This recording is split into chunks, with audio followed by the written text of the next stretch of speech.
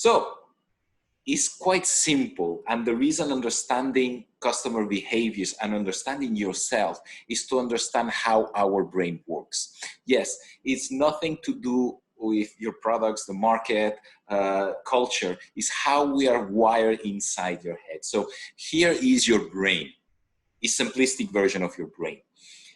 Actually, your brain, if we take a model, and the model that will help us today, consider your brain having two different areas. The first one is what we call, and once again, I don't want to bother you with scientific names, and I don't want to look like a smart ass. It's called the limbic system. The limbic system for us is what drives you emotions. All the emotions that you feel as a human being, angry, love, happiness, are in the part of this brain. So it's in the center. It's like a ball, it's in the center. So we call that center of emotions. Memory is also inside. And the biggest part of our brain is called the cortex. This is the part of the brain that drives logic, that makes you understand that A plus B equals C, or if you do that, the consequences in the future will be this one, facts and everything. High order thinking is on this one. So when you try to convince them that you have 30% more efficiency, this is the part of the brain that is activated. This part of the brain is activated by facts, by science, by knowledge. The other part is just emotions, is something that you feel inside yourself. So following this model, this is called the golden circle. And the golden circle has three different parts. And for us, we'll call it the why, the how, and the what. It looks like a target for those if you go, you're playing archery or you go to shooting range, or if you play darts, you know this is a target. And actually, when you see a target, you want to go in the center, and we call that why. Let me explain you what means what. What is your product, your services, what it does, what is your company, what other companies are doing. This is the what. Explaining what you're selling. So my product is cars, my product is that, we're doing that, this is our company. The how in our case in this circle is how it works. So my product works because of that. How can you implement it in your company? So this is the part on you explain how to make it happen. Or maybe some of you, how you created this product. This product was created because so many people have problems in the past, so we created like that. This is the how. And then the last part is the why. The why is telling your client, telling anybody actually that you have in front of you, why they should buy your product, why they should choose you, why they should change their status quo, and why a product or service is suited to them. This is the why. This is the funny thing.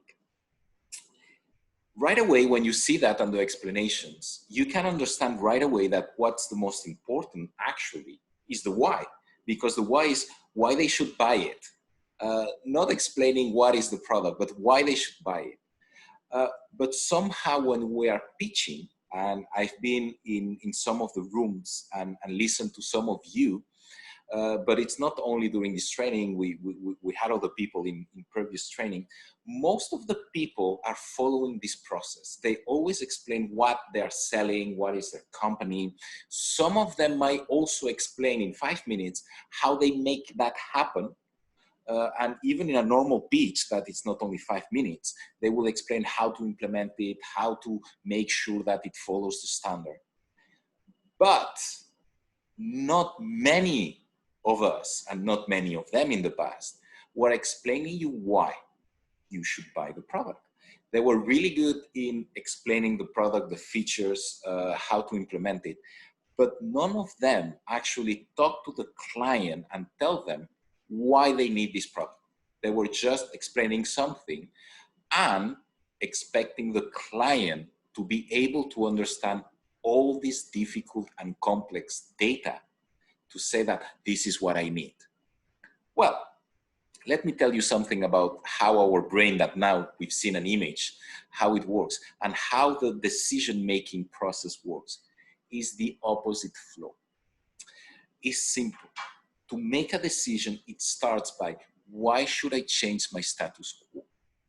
Why should I consider you coming here and trying me to sell something? I have something similar that works okay for me.